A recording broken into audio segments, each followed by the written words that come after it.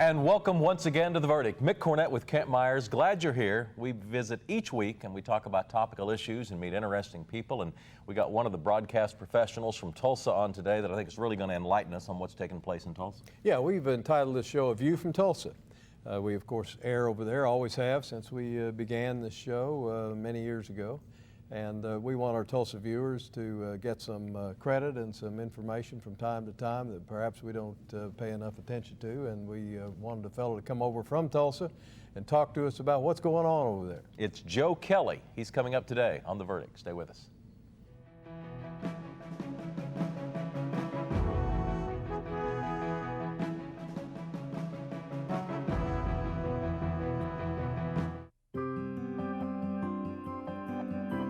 A greener planet, cleaner air, a healthy economy, national security, a smaller deficit and a stronger dollar, green jobs, better jobs, energy independence, warmth and light and transportation. The reasons Chesapeake champions natural gas include your children and grandchildren, your community and its economy, its schools, roads, and charities. More hope for the future. More confidence in the direction of our nation. The need for energy that's clean, affordable, abundant, and very American. These are the reasons Chesapeake champions natural gas every day.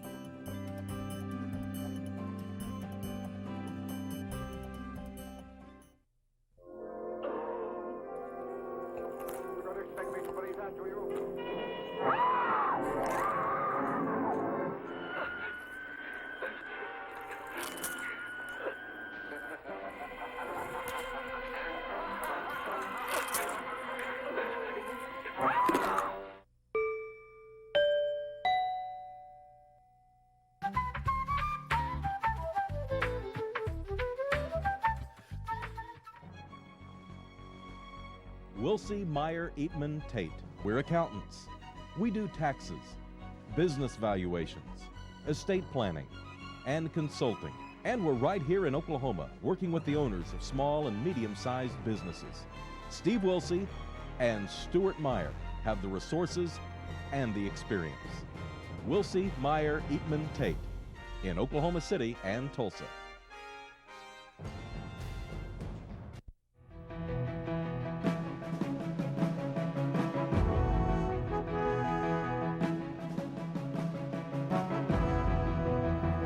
Welcome back to The Verdict. Mick Cornett with Kent Myers, and Kent's going to introduce today's guest. We are really pleased today to welcome to The Verdict Joe Kelley from the city of Tulsa. Joe is the host of the drive time show on KRMG, the leading radio drive time show in the morning.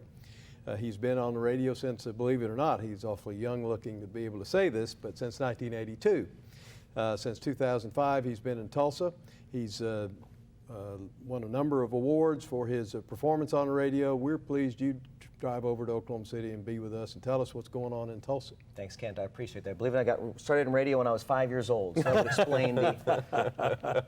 But I appreciate you guys having me here. Thank you, Mick. It's nice to see you. Thank you. In general, looking across the country, Tulsa's economy is doing pretty well. I mean, there's certainly a lot of other parts of the country that aren't doing as well as those in this part of the country. You know, when we see the news about the massive layoffs and the difficulties with the economy, we sometimes in Tulsa, and I'm sure you feel the same to an extent as well in Oklahoma City, I mean, you read this news that's happening elsewhere and you realize, boy, I'm sure glad that's not happening here. And then of course, you kind of hunker down and hope it's not coming. Let's hope it's not coming. And so far, I mean, across the state of Oklahoma, I think we've all fared rather well. Mm-hmm. I think we have too. Now, what else is going on in Tulsa? What are people talking about in your morning show? Well, you know, streets are always an issue. I know the streets are an issue in Oklahoma City as well. People love their cars in this state, don't they? You're the guest, I'm not. But, we just got back a survey from our citizens, and it's like 3 of the top 5 things they just want us to continue to work on. Not that we're not doing it, but they want us to continue.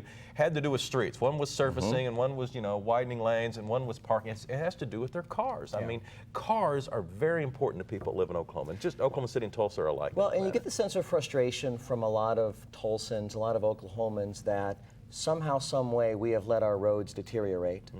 And today's taxpayers feel like it's yesteryear's taxpayers' problem.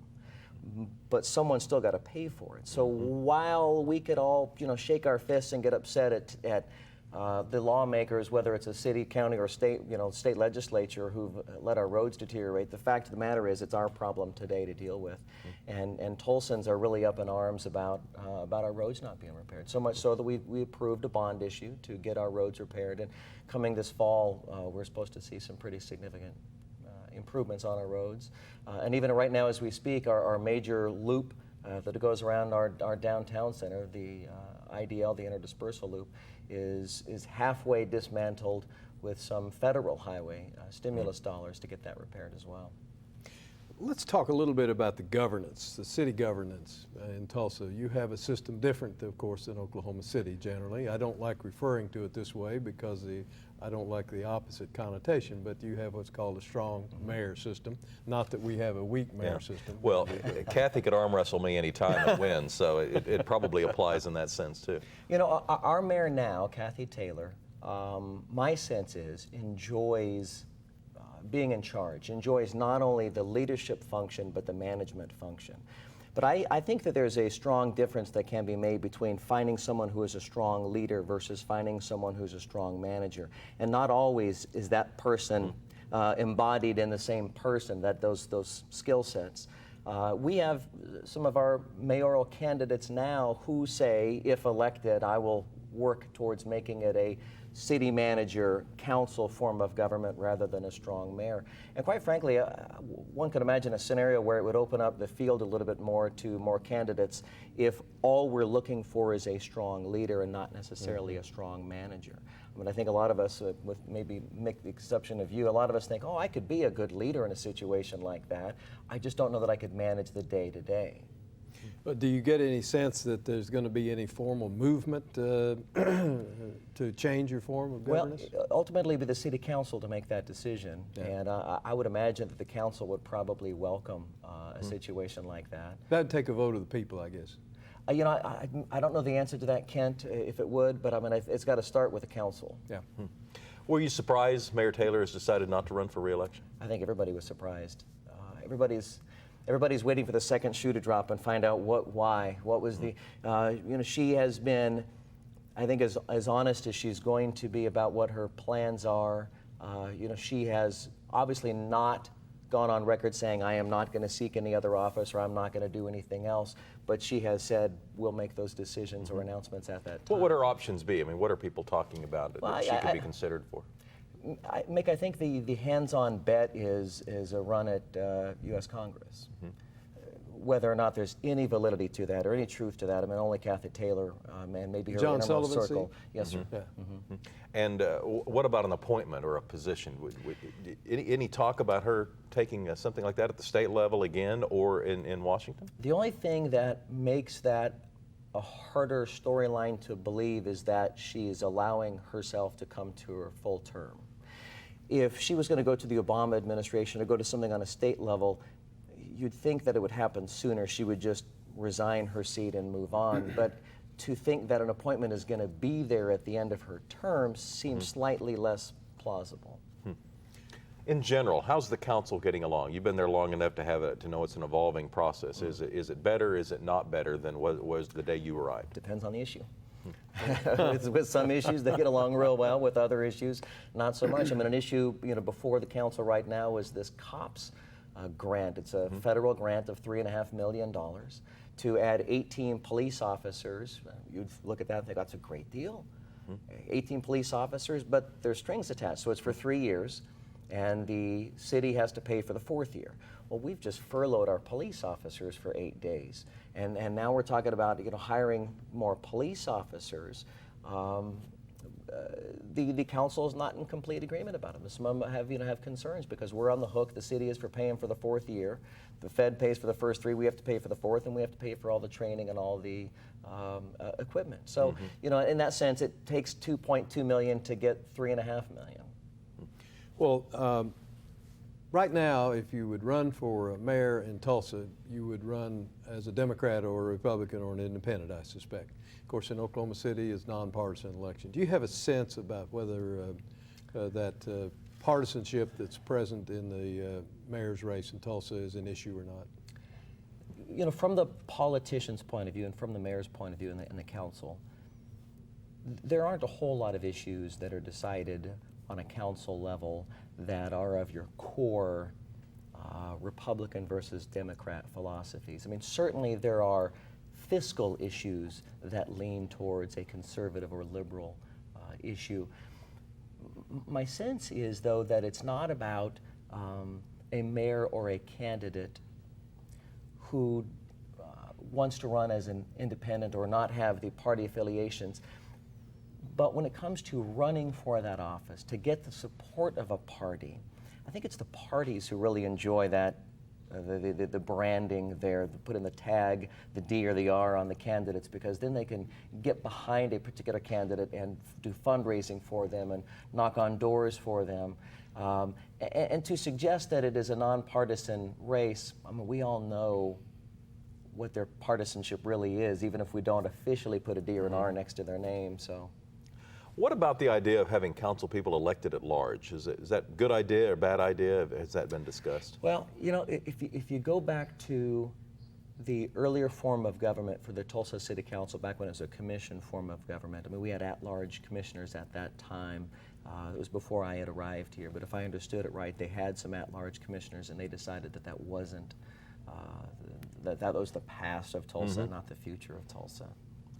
We're taking a break. Joe Kelley is our guest. He does the morning show in Tulsa. I want to talk about the suburbs and Tulsa in general, and I'd like you to enlighten our statewide audience about what you see of Tulsa, but what makes it special. All that's coming up with Joe Kelley next.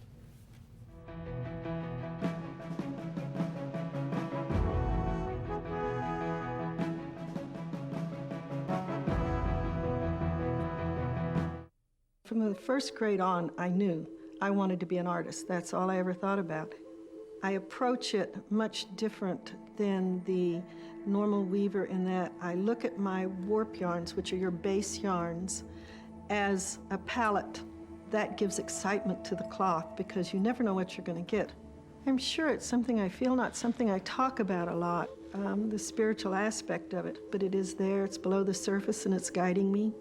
I feel very blessed to be a Chickasaw.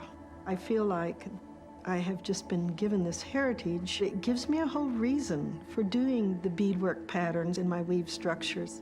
Seeing the Chickasaw tribe fostering art, using art, and how valuable it is to the tribe is inspirational. And the creative thought, you know, it's in business, it's in economics. It's what gives us meaning, it's what gives us depth, it's what makes us see the beautiful of the world. Home values are down in some states, but not in Oklahoma. Oklahoma's home values have increased 4.2% during the past 12 months. Unlike some states where home values have decreased as much as 20%. Good thing you're in Oklahoma. There may be real estate problems in some states, but there has never been a better time than now to buy or sell a home in Oklahoma. One of the most affordable states in the country, Oklahomans are buying and selling homes every day, and an Oklahoma realtor can show you how. Good thing you're in Oklahoma. That land next door was a mess. Take more than a lawnmower to revive that land.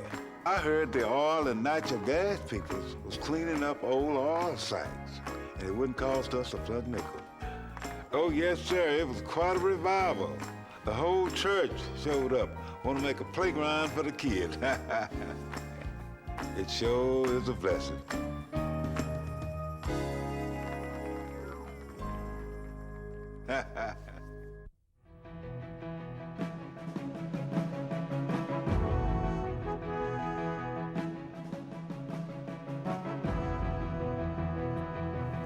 Welcome back to The Verdict. Mick Cornett and Kent Myers. Our guest today is Joe Kelley. Kent, where to now? I guess one of the big things going on in Tulsa is the mayoral election coming up, I guess, in early September for a primary.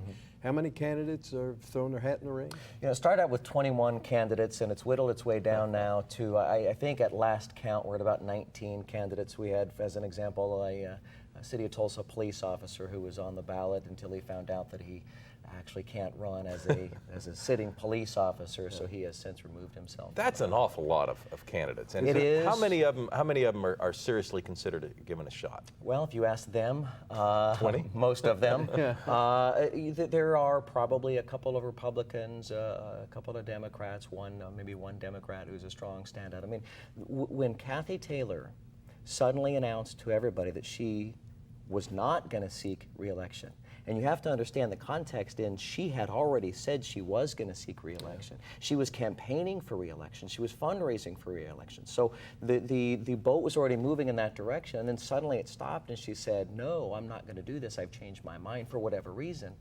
I mean, everybody was caught flat-footed. And so suddenly both the Republicans and Democrats were scrambling of this is a game changer. It changes the entire composition of this election. Well, do you have any sense about who the front runners are? Yeah, the odds makers will tell you that on the Democratic side it's going to be Tom Adelson. On the Republican side, it's Dewey Bartlett. So that leaves what someone could describe as more fringe candidates who might pose problems in the primary process, or stranger things have happened. I mean, you'll if you see someone who may not be able to raise $600,000, $700,000, $800,000, but can move people to the polls. Former Tulsa City Councilor Chris Medlock is an example. I mean, Councilor Medlock, may well be able to generate enough passion in people to get them to knock on enough doors and to get them to get down to the polls, and ultimately, as you well know, that's what drives the election is people voting. Let's talk about the ballpark. What's going on with that project at the moment? I was just down in downtown Tulsa yesterday, as a matter of fact, and it's looking fantastic. I mean, there's a lot of questions about it, obviously, about how it's going to succeed, how it's going to get completely paid for. I mean, there's still a dispute about the downtown assessment district for the downtown property owners, but ultimately, for those who believe that our mission should be downtown development, I mean, this ballpark is certainly the next piece of the puzzle. And it didn't take us very far away to look in downtown Oklahoma City to see the excitement generated by a ballpark in downtown there. And the BOK Center seems to be a big success. Statistically speaking, we've seen all the numbers come in for the BOK Center, both as far as ticket sales and revenue, and they are in the top 10 of venues in the United States. I mean, they have had all 9 of the top 10 touring acts that have come to the BOK Center as well. So the BOK Center is performing probably greater than anybody would have imagined. And why is that? Is that just because it's nice, because it's big, or what about it makes it attractive? Well, that's the million-dollar question. We'll see if 5 years from now the BOK Center enjoys the same success as it does today. A lot of it comes down to the acts and to the capacity, the ability of the BOK Center to book these well-known, big, Bruce Springsteen, Britney Spears type acts to be able to come to our city, acts that otherwise wouldn't have had a venue to play in. So I mean, we're no doubt getting performances in Tulsa that we just would not have had without that particular facility. What about the river? Are there further ideas about developing the river as it goes through Tulsa? I know in Jinx they've done some, and they plan to do much more. There are, there's a dispute right now between the Tulsa City Council and one of our Indian tribes. The tribe wants to move forward with that, but in doing so, it'll take that sales tax base away from the city if they make that, part of the federal Indian land there. So they're trying to open up a casino and get that land placed in trust? Well, they've got a casino across the river from it, so they want to develop it across the river so it complements the casino. But the city of Jinx, no doubt, is moving forward on it. The city of Tulsa has secured some federal funds for this now, and they too are moving forward. Oklahoma City had to create a river and put water in it. We have a river, but we just have to put water in it that's continuously there. So we have low water dams that are to be built. And then once we have water in the river, that's when the development comes along. But the river trails are being very, very nicely developed right now. We've got some brand new parks out there. The George Kaiser Family Foundation has made some generous donations, and the parks, the walking trails are coming along beautifully. The commercial development needs to come as well. From time to time, I see reports in the newspaper, and that's all I know about it, is that the city council members perhaps don't get along quite as well as they might, or are fairly acrimonious in their decision-making process. Is that something that's just kind of historically Tulsa, or is that something that has developed recently? What is Tulsa's history in that regard? So you're saying that they don't do that in Oklahoma City? Oh no, I just know that it's reported they do it in Tulsa. Yeah, you know, I would say that we have a very hearty debate that takes place on our council, and I know that a lot of us appreciate the fact that a lot of our votes don't come down as unanimous votes, and that the people do take sides. They do have very deliberate thought on the issues that come before them, because there's a lot of very important issues. And in our last administration, in Kathy Taylor's administration, particularly from her predecessor before, Mayor LaFortune, there was huge changes that have taken place. Even something as huge in our case was moving City Hall. I mean, we moved City Hall from a very old, antiquated building that was going to need a lot of repairs to moving into this state-of-the-art, world-class, what was then vacant, glass cube building in downtown Tulsa. So there have been huge changes, and I would expect that our councilors would not see eye to eye on changes that big. Mm-hmm.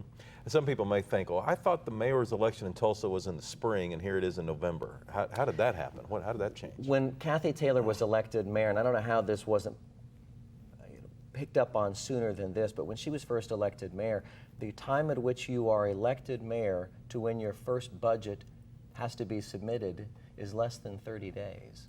So it was a very abrupt transition from congratulations, you've just been elected now, to go back to the earlier discussion about being a city manager versus just being a mayor, and a strong mayor versus city manager. You've got to put together this massive budget in such a short period of time. So there was a charter change in our city council to move the dates of the elections to allow a new mayor, an incoming mayor, a little bit more time to formulate a budget process. So her term was actually 3 years and 8 months, or will be, as opposed to being 4 years. So but all subsequent terms would be 4 years. Correct. Yeah. What about the Olympic movement that we've heard something about? Some discussion of Tulsa trying to seek the Olympics. Yeah, what about that? You know, we look at our streets and think, wow, you know, we have a hard time getting traffic to and from the BOK Center. It might be quite a pickle getting people to and from an Olympic venue as well. Of course, that's, you know, we're talking 2020 here, that's down the road a ways. If it does not succeed, and I'm not part of that committee, but if it does not succeed, which most critics and non-critics alike would look at that at face value and say not a chance, at the very least, maybe it will get some national or international attention on Tulsa, which we're always in favor of that. Don't have much time left, 30 seconds or so. In general, of the gubernatorial candidates that have so far announced, how would Tulsa play out? You know, in the last election of Brad Henry, we didn't even have anybody come to Tulsa. We never had a debate in Tulsa for the last election. So, however it turns out, we hope that they at least come to Tulsa and bring the campaign to Tulsa. And recognize the million or so people that live in the area. That might be a smart thing. Just throwing it out there. Okay. Joe Kelley, our guest today on The Verdict. Joe, thanks. Keep up the good work on KRMG. Thanks so much. Kent and I'll have a final word after this.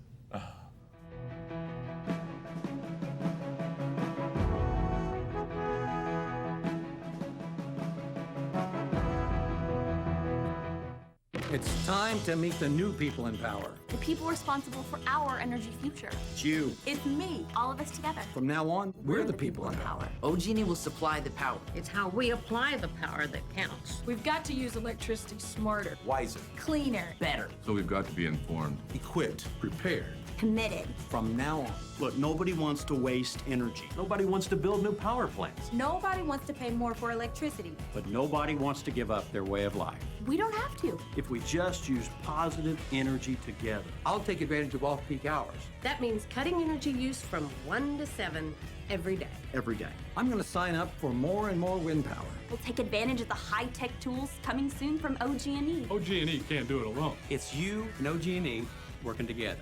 Find dozens of ways you can help at OGE.com. A positive energy future is in our power. Together.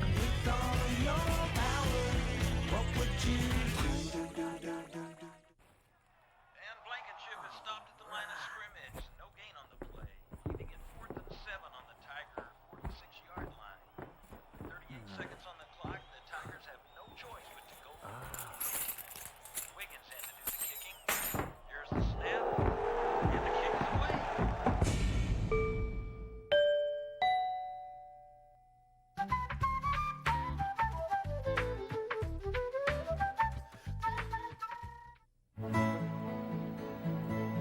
good life comes naturally to Tulsa, where nature's beauty is matched with an eye for aesthetics. A legacy of neighborhoods graced with lawns and landscaping and handsome homes. A place that seems to have patented an ideal lifestyle.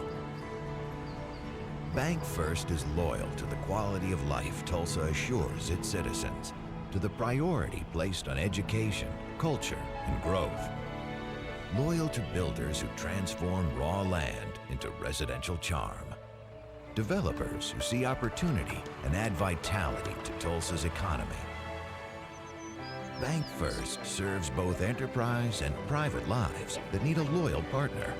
It's how we help nurture this city's very good life. Bank First. Loyal to Oklahoma. Loyal to you. The Journal-Record is pleased to be a sponsor of The Verdict. The Journal-Record, since 1903, the best source of Oklahoma business news and legal information. And for almost 30 years, Oklahoma political, government, and business leaders have turned to the McCarville Report for accurate, reliable, inside information. Visit the McCarville Report online.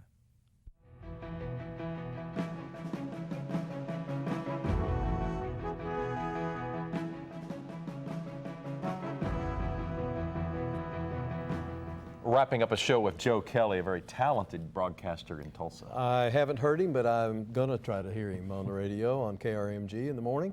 We appreciate Joe coming over from Tulsa to tell us what's going on in Tulsa, because there's a lot of interesting, good things going on, and he gave us a very good summary of it. Website information, krmg.com. You can check out more about what that station and Joe Kelley has to offer. And of course, go to our website, theverdict.tv. Tell us about a guest or a topic you'd like to see discussed right here. For Kent Myers, I'm Mick Cornett. We'll see you next week on another episode of The Verdict.